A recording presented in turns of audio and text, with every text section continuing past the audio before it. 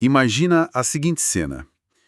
Uma mosca de fruta comum, quase significante, voando em círculos por uma cozinha. Tá, tô imaginando. Ela desvia habilmente da quina de um armário, calcula aquela variação sutil da luz que entra pela janela e pousa com uma precisão cirúrgica na beirada de um copo de vidro. Uma mosca normal. Isso.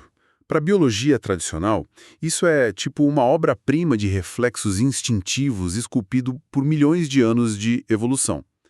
Mas a imagem que eu quero colocar na mesa hoje tem um detalhe meio perturbador. O que seria? Essa mosca específica não tem asas de queratina. Ela não tem olhos compostos e não possui uma única célula de matéria orgânica. Ela é feita inteiramente de código, sabe? Vivendo, voando e tomando decisões dentro da escuridão de um servidor de computador. Nossa, é o tipo de cenário que há muito pouco tempo seria restrito a um roteiro de ficção científica especulativa pura, né? Totalmente. E o mais impressionante é que não estamos falando de um videogame avançado. Não é uma animação 3D onde um programador foi lá e escreveu o código de como o inseto deve se comportar.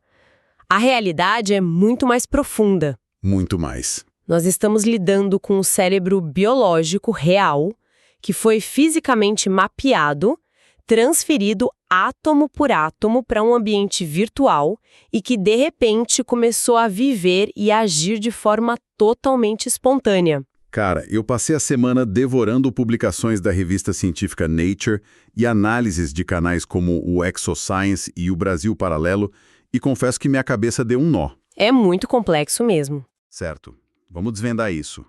O objetivo desse nosso mergulho profundo hoje é entender os mecanismos reais que permitiram à ciência realizar essa proeza. Como exatamente uma consciência rudimentar emergiu do vazio digital. E por que isso muda absolutamente tudo que sabemos sobre a vida e a medicina moderna. Para quem está ouvindo, isso não é só sobre insetos. Não, de jeito nenhum. O ponto de partida inevitável para essa jornada é um conceito fundamental chamado conectoma. Conectoma, tá. Isso.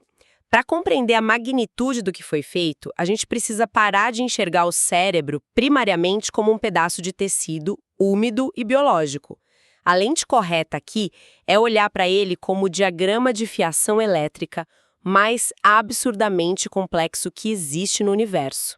Tipo um esquema de fios mesmo. Exato. O conectoma é um mapa topográfico completo de todas as conexões neurais. Ele diz onde cada célula está e com quem ela se comunica.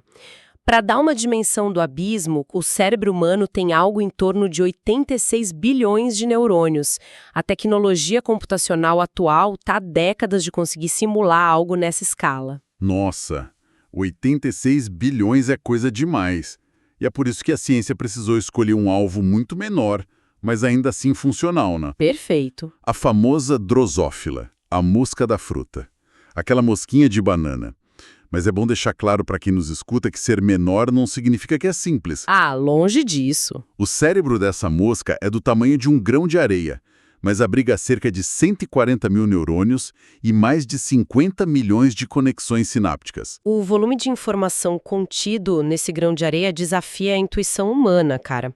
Para criar esse mapa sem precedentes, os cientistas não puderam simplesmente colocar a mosca em um scanner tradicional de hospital. O processo exigiu fatiar o cérebro da mosca em milhares de camadas ultrafinas. E eles usaram umas lâminas de diamante para isso, né? Sim, lâminas de diamante. Cada uma dessas fatias era então bombardeada por feixes de elétrons e em microscópios gigantescos. A gente está falando de capturar detalhes físicos que são 1000 vezes menores do que a espessura de um fio de cabelo humano.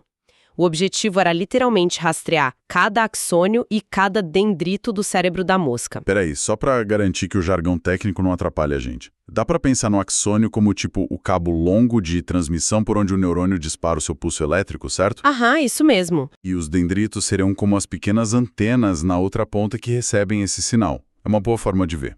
Uma visualização perfeita. É literalmente um jogo microscópico de cabos e antenas.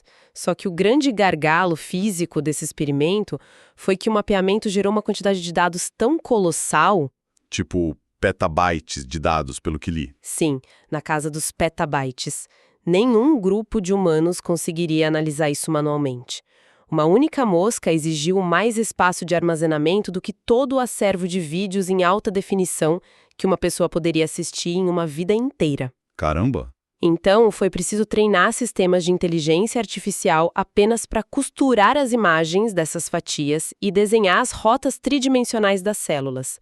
E como a IA cometia erros na interpretação, centenas de especialistas humanos passaram anos revisando as junções. Eles precisavam garantir que nenhuma sinapse estivesse conectada no lugar errado. Pensando nessa estrutura colossal, a analogia que me parece mais útil para ilustrar o conectoma, com base nas análises, é a de uma gigantesca rede social global, só que operando fisicamente dentro da cabeça.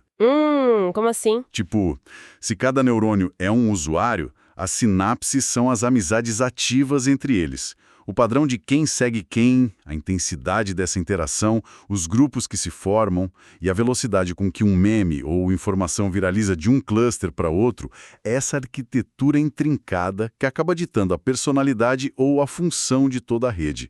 Mapear o conectoma foi desenhar a teia de relações de 140 mil usuários extremamente ativos. Olha, faz todo sentido. Mas o detalhe que muda o jogo é que ter o diagrama impecável dessa teia não resulta num cérebro funcionando. Um mapa rodoviário perfeitamente desenhado é só papel. Ele não gera o trânsito dos carros fluindo. Ah, entendi.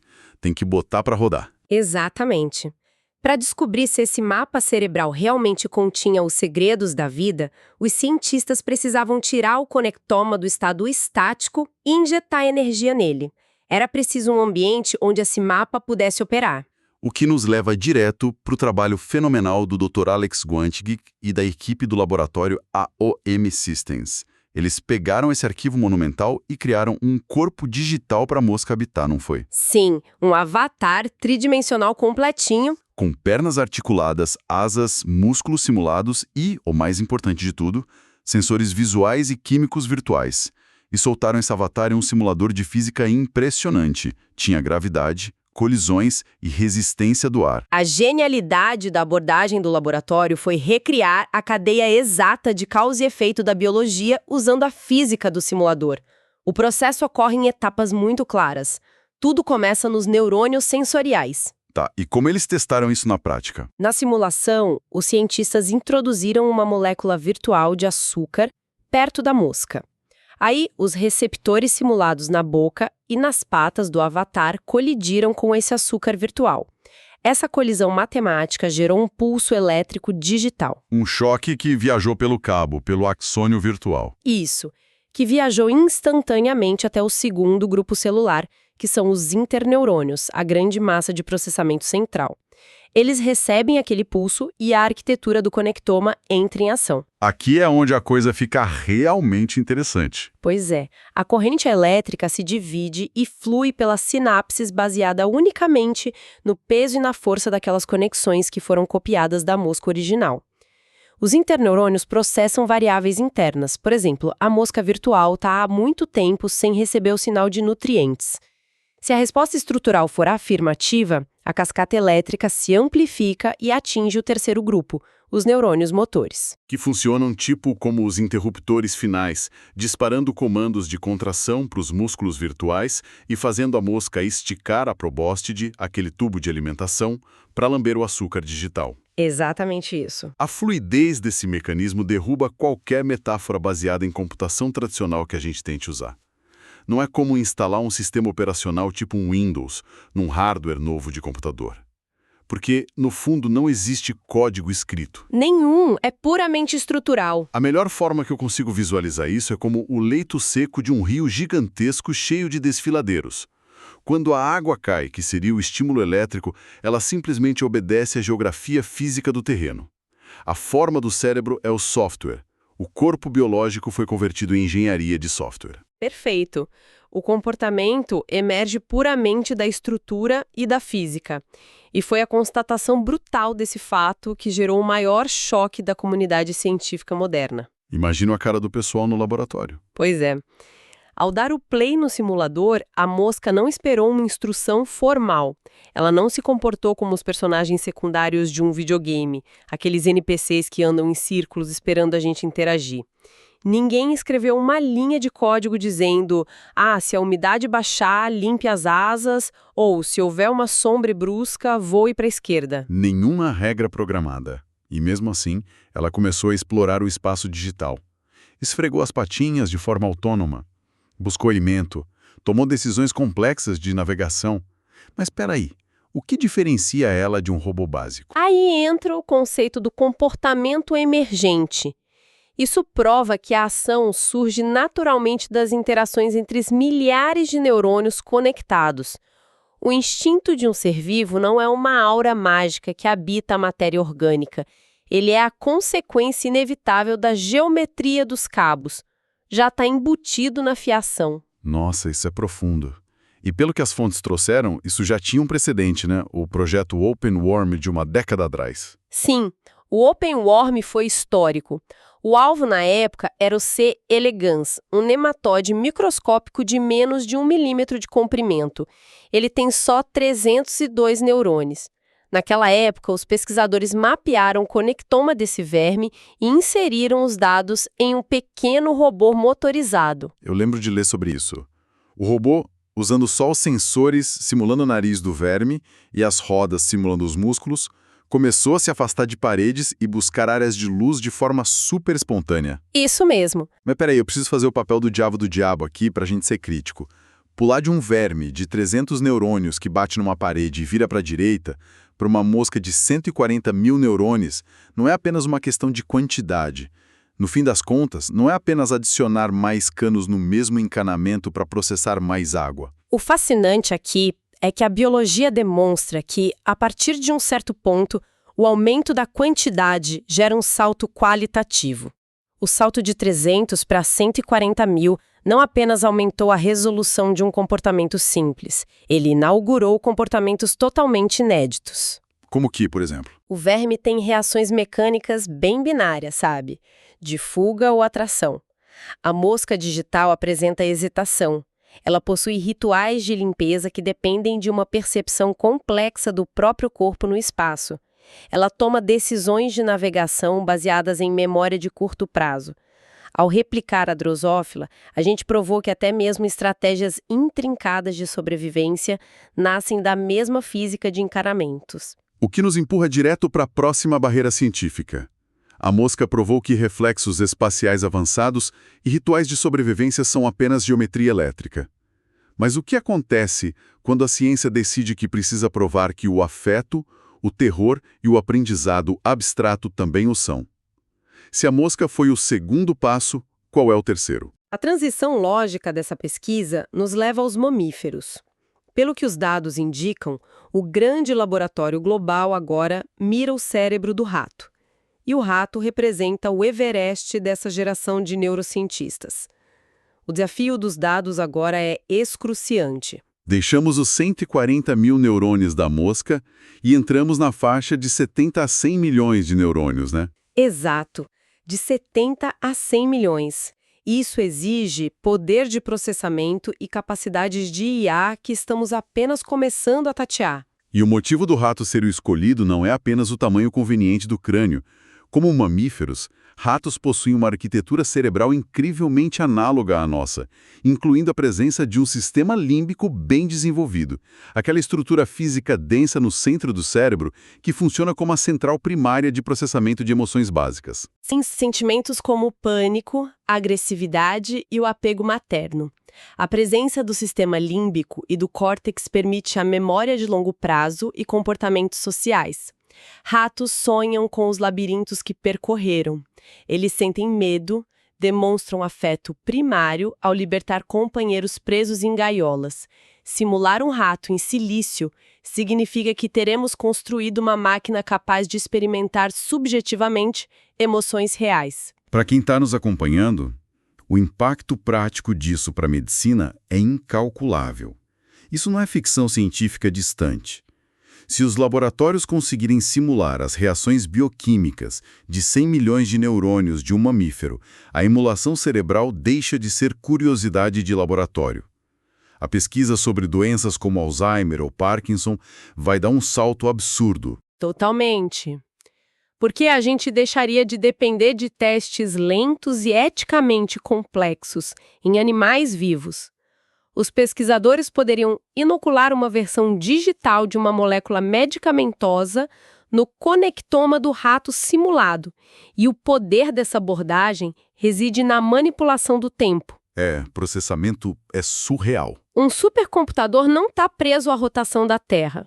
Ele pode rodar a simulação da vida inteira do cérebro daquele rato, observando como a doença degenera sinapses e como o remédio tenta protegê-las 1000 vezes mais rápido que o tempo físico real. O que levaria anos num laboratório convencional seria resolvido em dias ou horas.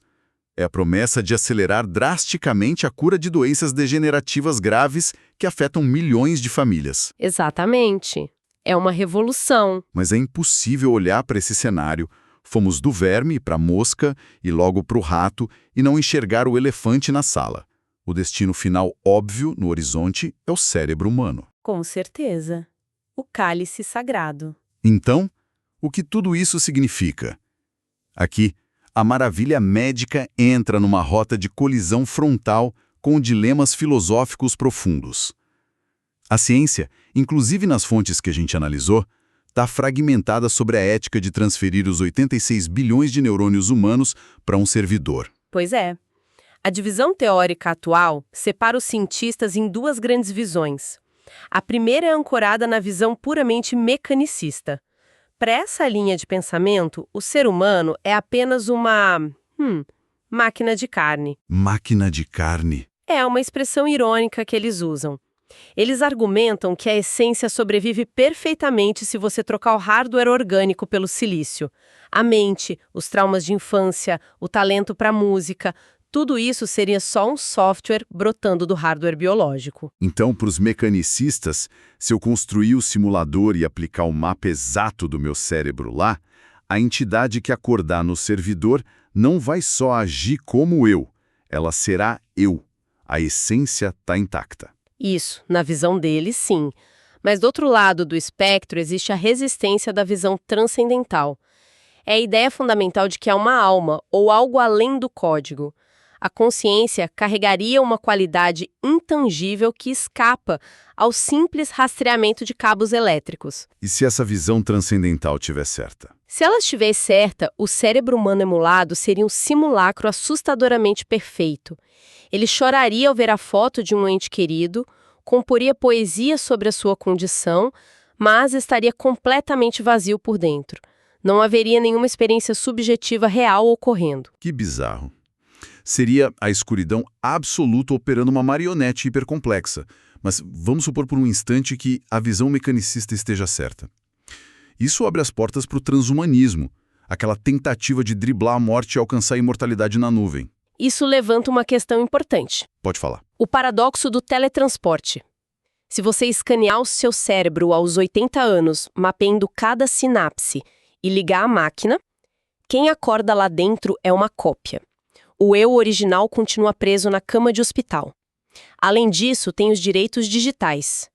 Se uma mente humana perfeitamente emulada exige não ser desligada, qual é a definição legal de vida? O técnico do laboratório que desligar o servidor estaria cometendo um assassinato perante a lei? Nossa, um assassinato ou destruição de propriedade. Nós estaríamos criando uma nova categoria de seres dependentes de manutenção elétrica. A busca da tecnologia pela imortalidade digital corre o risco de nos fazer perder a própria fragilidade que nos define como humanos. Exato. O tempo orgânico e reversível é o que dá urgência à vida. Para recapitular a loucura que foi essa conversa, a gente começou com um modesto mapa de um verme, recriamos a mente de uma mosca do zero dentro de uma simulação, vimos como ela tomou atitudes por conta própria, vislumbramos a cura acelerada de doenças através de ratos virtuais e chegamos a questionar o próprio conceito de alma e os limites do transhumanismo. Foi uma exploração incrível e, antes da gente encerrar, eu quero deixar quem está ouvindo com uma última reflexão perturbadora. Uma que não estava explicitamente discutida nos artigos, mas que avança essa premissa. Manda ver, o espaço é seu. Se no futuro a gente usar esses cérebros humanos digitalizados e sencientes, rodando 1000 vezes mais rápido que o normal, para testar curas de doenças psiquiátricas, em que momento esse ser digital começará a sofrer ativamente os sintomas dessas doenças dentro do servidor?